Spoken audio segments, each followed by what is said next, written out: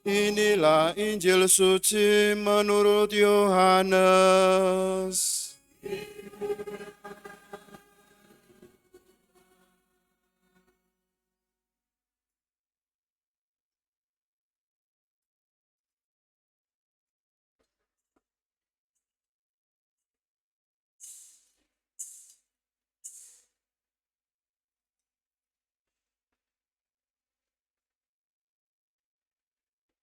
Pada suatu hari Yesus bersabda, "Domba-dombaku mendengarkan suaraku. Aku mengenal mereka dan mereka mengikuti aku. Aku memberikan hidup yang kekal kepada mereka, dan mereka pasti tidak akan binasa sampai selama-lamanya. Tidak seorang pun akan merebut mereka dari tanganku. Bapakku yang memberikan mereka kepadaku lebih besar daripada siapapun. Tidak seorang pun dapat merebut mereka dari tangan Bapa. Aku dan Bapa adalah satu." Demikianlah sabda Tuhan.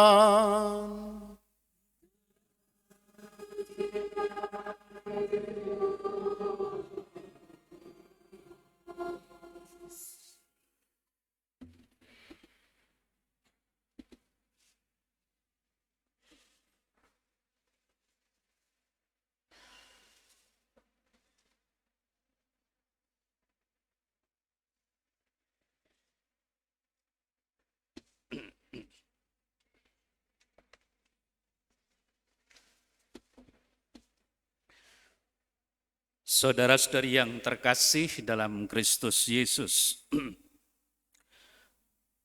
dengan tema peziarah pengharapan, anugerah kehidupan,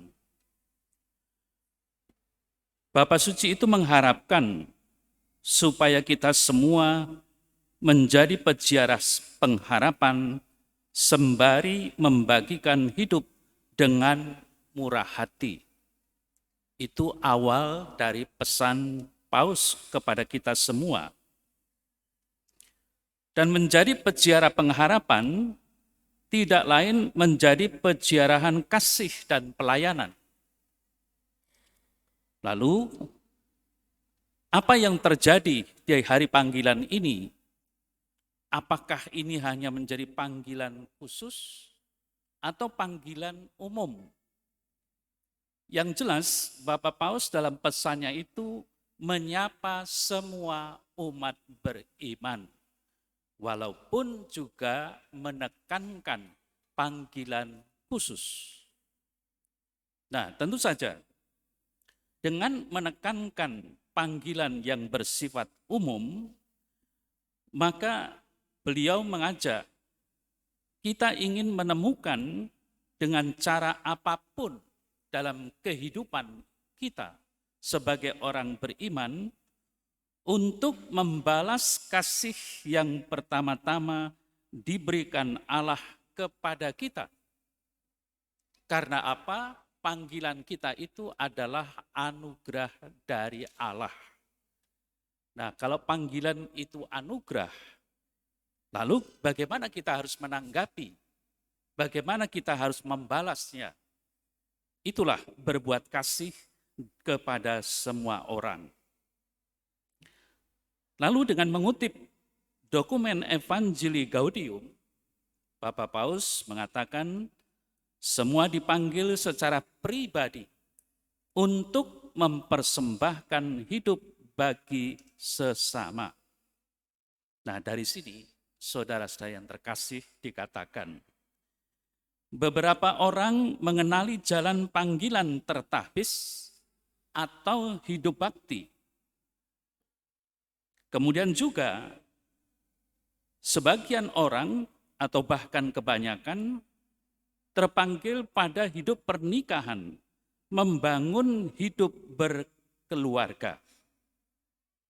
Lalu ditekankan soal sapaan terhadap kaum muda untuk bagaimana menanggapi panggilan Tuhan. Secara khusus, beliau mengatakan, dengan situasi zaman sekarang yang sibuk, apalagi orang-orang muda selalu disibukkan dengan kebisingan, dan kebisingan itu macam-macam. Diharapkan mau hening sejenak, mau mendengarkan panggilan Tuhan, dan menanggapi panggilan Tuhan itu, lalu membuat keputusan-keputusan yang tetap dan tepat dalam kehidupannya, mau menjadi orang yang terpanggil bagaimana. Nah, pada kesempatan ini, saya ingin sharing. Tadi pada awal misa ada anak-anak yang dipakaikan pakaian-pakaian orang-orang tertahbis maupun orang yang hidup di lembaga hidup bakti. Kita melihat ada Paus Leo ke-14, ada Uskup Vincentius, lalu ada Muder, ada Suster, macam-macam. Kalau melihat hal itu, ini sangat membanggakan. Tapi apa yang terjadi, yang saya rasakan? Saya justru merasa iri. Mengapa? Saya menjadi orang Katolik karena tidak berasal dari keluarga Katolik, sehingga tidak mengenal hal-hal seperti ini. Apalagi kalau saya mengingat panggilan saja sejak awal. Keluarga saya, ibu saya itu bukan orang Jawa, tetapi orang Sunda. Berasal dari pegunungan di lereng Gunung Cermai, ya, di daerah Kuningan, di desa Mandiransan. Saya itu memang keturunan orang Sunda. Hanya bapak saya dari Jawa Tengah, dari Banjarnegara. Lalu dibesarkan di kota kecil di Sumatera Selatan, Lubuk Linggau, Musirawas. Ya. Nah, bagaimana hal itu terjadi sampai-sampai saya menjadi orang Katolik? Kami dalam keluarga, saudara saya itu ada 10. Dan hampir semuanya itu sekolah di sekolah Saverius, Lubuk Linggau. Tentu saja saya sudah mengenal kekatolikan sejak SD karena sudah diajar oleh Romo Thomas Fix SCY. Ketika SMP kelas 2, saya tertarik menjadi orang Katolik. Lalu belajar agama, diterima sebagai katekumen oleh Romo Fortner SCY. Ini dua-duanya, Fortner dan Fix itu orang Amerika. Lalu ketika dibaptis, saya dibaptis oleh Romo Lucius Walczak, orang Polandia. Nah, tentu saja, siapa saja yang dibaptis, ya saya sendiri, dari keluarga itu. Bapak Ibu belum Katolik. Baru nanti dalam perjalanan saya, ketika saya masuk seminari, khususnya ketika saya sudah frater tingkat 4, Bapak Ibu saya dan adik saya yang bungsu itu menjadi Katolik. Yang lainnya tidak. Ya. Jadi sampai sekarang yang menjadi Katolik hanya saya yang bungsu dan Bapak Ibu tetapi sudah meninggal dunia. Saya ditabiskan pada tahun 1988, berarti 37 tahun yang lalu. Dan saya dulu mengalami topper tahun orientasi pastoral itu di paroki Teluk Betung ini ketika pastorannya masih di Jalan Patimura dan gerejanya masih nebeng di Susteran Hati Kudus. Itu tahun 83-84. Ketika saya ditahbiskan, saya mengambil moto tahbisan. Motonya tidak lain, ini aku, utuslah aku. Nah tentu, mengapa saya mengambil moto ini aku, utuslah aku? Karena dalam kitab suci dikisahkan, sebelum Yesaya itu sanggup mengatakan ini aku, utuslah aku, dia menyadari orang yang najis bibir, orang yang berdosa, orang yang tidak berharga di mata Allah, bahkan di mata sesama. Tetapi karena Allah berkenan, kemudian menyentuhkan bara api di mulutnya, akhirnya Yesaya mengatakan, ini aku, utuslah aku, Tuhan. Tentu hal itu mencerminkan panggilan saya. Saya bukan dari keluarga yang baik-baik, bukan dari keluarga Katolik yang baik, tetapi bahkan bukan dari keluarga yang Katolik. Tetapi saya mencoba untuk menjawab panggilan itu sedemikian rupa, sehingga akhirnya saya menyatakan, ini aku, utuslah aku. Sehingga dimanapun aku diutus, ya saya berangkat. Apakah ada tawar-menawar? Ya, pasti ada. Ketika ditanya, apakah berkenan begini begitu, saya hanya mengatakan ecce venio. Artinya, aku datang untuk melakukan kehendakmu. Itulah penghayatan dalam kehidupan imamatku dan kehidupan sebagai seorang biarawan. Nah, lalu bagaimana dengan hari Minggu panggilan yang seringkali diadakan bahkan menjadi rutinitas setiap tahun di paroki-paroki. Kalau tadi saya menyinggung bahwa ada anak-anak yang dipakaikan pakaian religius, tetapi juga seringkali diadakan entah pekan panggilan atau pameran panggilan atau bahkan live-in di keluarga-keluarga dalam rangka minggu panggilan. Saya ingat akan nasihat Monsinyur Henry yang mengatakan demikian. Dengan live-in itu, beliau menyatakan, yang terpenting adalah bagaimana pastoral keluarga, sehingga keluarga-keluarga itu menjadi baik, lalu akan menghasilkan bibit-bibit panggilan yang baik. Nah, kalau bibit-bibit panggilan yang baik itu berasal dari keluarga, tentu minggu panggilan ini pertama-tama jangan hanya melihat anak-anak, jangan hanya melihat orang muda. Mungkin saja anak-anak atau orang muda sudah terlanjur dengan kebisikannya, dengan kesibukannya. Tetapi bagaimana tugas orang tua sebagai keluarga, kepala keluarga untuk membimbing anak-anaknya sedemikian rupa sehingga anak-anak itu sanggup berhenti sebentar, hening, dan merenungkan bahwa ada panggilan-panggilan khusus.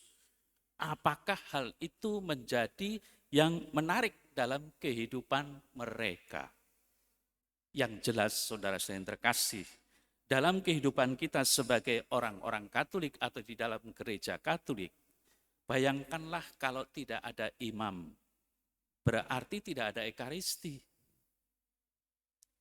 Bayangkanlah kalau ada para suster dan para rahib, karena mereka mempunyai kekuatan di dalam hal berdoa. Entah itu pertapa, entah itu rubiah, mereka itu sungguh-sungguh hidup dalam doa. Dan siapa yang doakan? Gereja. Kita semua didoakan oleh mereka. Ini kekuatan dalam gereja Katolik.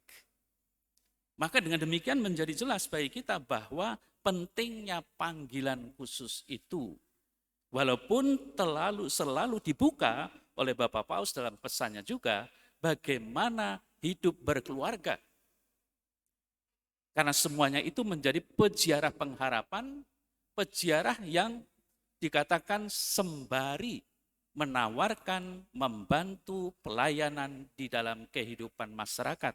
Secara biblis dikatakan bahwa kita semua itu dipanggil menjadi terang, garam, dan ragi. Itu diungkapkan di dalam pesannya. Maka sekali lagi, minggu panggilan ini bukan hanya panggilan untuk anak-anak atau orang muda, tetapi panggilan kita semua dalam segala bentuk kehidupan kita, sehingga kita benar-benar menjadi orang-orang yang sungguh-sungguh mengabdi kepada Allah dan mengikuti apa yang menjadi tuntunannya. Tadi kita mendengar, domba-dombaku mendengarkan suaraku. Aku mengenal mereka dan mereka mengikuti aku. Hal ini menunjukkan dan mengungkapkan kepada kita semua bahwa mungkin saja ini bentuk suatu pengandaian, tetapi ini menjadi suatu kriteria. Kalau kita ingin menjadi domba-domba dari Allah, kita harus mau mendengarkan suara Allah. Kalau Allah itu membutuhkan para imamnya, kalau Allah itu membutuhkan orang-orang yang berbakti kepada Dia, maka semua kita harus mau mendengarkannya. Sehingga apa yang diinginkan oleh Allah itu benar-benar terjadi. Lalu apakah kita sebagai orang-orang yang terpanggil dalam bentuk kehidupan yang kita alami sekarang ini, kemudian kita akan menjadi orang-orang yang mungkin lemah, mungkin orang yang menderita, bisa jadi iya. Tetapi sadarilah seperti yang tadi kita dengar bersama. Tidak seorang pun akan merebut mereka dari tanganku. Bapakku yang memberikan mereka kepadaku lebih besar daripada siapapun. Tidak seorang pun dapat merebut mereka dari tangan Bapa. Aku dan Bapa adalah satu. Nah, kita sebagai orang beriman harus mempunyai keyakinan Allah itu maha kuasa, tetapi sekaligus maha baik, maha kasih. Maka kalau kita sudah ditarik ke dalam dirinya, dalam persekutuannya lewat putranya Yesus Kristus, kita harus mempunyai keyakinan bahwa kita pasti akan menang. Kita juga harus percaya dalam keadaan apapun yang mungkin kita menderita, mungkin kita susah, percayalah Tuhan pasti akan tolong. Permasalahan yang sering kali kita hadapi adalah seringkali kita menjadi orang yang tidak sabar. Kita menjadi orang yang kemudian karena ketidaksabaran menjadi orang yang tidak setia. Dan karena ketidaksetiaan maka menjadi orang-orang yang kemudian meninggalkan Tuhan Yesus. Saya harap tidaklah demikian yang terjadi. Maka dari itu pada minggu panggilan ini mari kita bersama-sama. Kalau dikatakan hari ini minggu doa panggilan, tekanan itu pada doa. Kita diharapkan mau mendoakan bagaimana supaya panggilan-panggilan Allah itu berjalan sedemikian rupa seturut kehendak Allah. Kalau tema yang diusung adalah peziarah pengharapan, sebuah anugerah kehidupan, hendaknya yang namanya anugerah itu kita tanggapi bersama. Bukan kita lalaikan, bukan kita biarkan, tetapi kita tanggapi. Dan tanggapan itu harus positif, bukan yang negatif. Dalam arti apa yang dikehendaki Allah. Maka ujung-ujungnya kita berfokus pada apa yang dikehendaki Allah itu, sehingga arah dari kehidupan kita benar-benar menjalani panggilan Tuhan dari perjalanan hidup kita di dunia ini. Mudah-mudahan saudara terkasih, dengan minggu panggilan ini kita benar-benar diingatkan dan diperingatkan. Diingatkan supaya kita tetap mau berdoa dan mendoakan, tetapi juga kita diperingatkan supaya kita jangan lalai. Supaya kita benar-benar bagaimana mempertahankan iman, tetapi kelangsungan gereja itu sendiri. Sehingga semua panggilan, khususnya panggilan khusus itu sangat diperlukan, maka kita pun keluarga-keluarga yang mempunyai anak-anak, entah anak kecil, entah orang yang sudah mulai dewasa, benar-benar bagaimana mengarahkan mereka. Seperti yang tadi saya katakan bahwa yang penting adalah bagaimana keluarga. Sehingga kalau ada anak itu terpanggil, ini sungguh-sungguh berasal dari keluarga yang baik. Bukan keluarga yang broken home, bukan keluarga yang kacau balau. Saya tidak menampik bahwa ada romo-romo, ada suster yang berasal dari keluarga yang broken home. Tetapi juga pasti akan ada masalah kepribadian di dalam dirinya. Maka dari itu, binalah keluarga yang baik, supaya menghasilkan panggilan atau anak-anak yang dipanggil oleh Allah juga baik mutunya. Sehingga dengan demikian, saudara terkasih, pendidikan-pendidikan, entah itu di novisiat, biara, maupun di seminari, itu sungguh-sungguh akan menjalani pendidikan dengan baik pula. Semoga apa yang kita doakan pada kesempatan ini benar-benar menjadi sesuai dengan apa yang dikehendaki oleh Tuhan. Amin.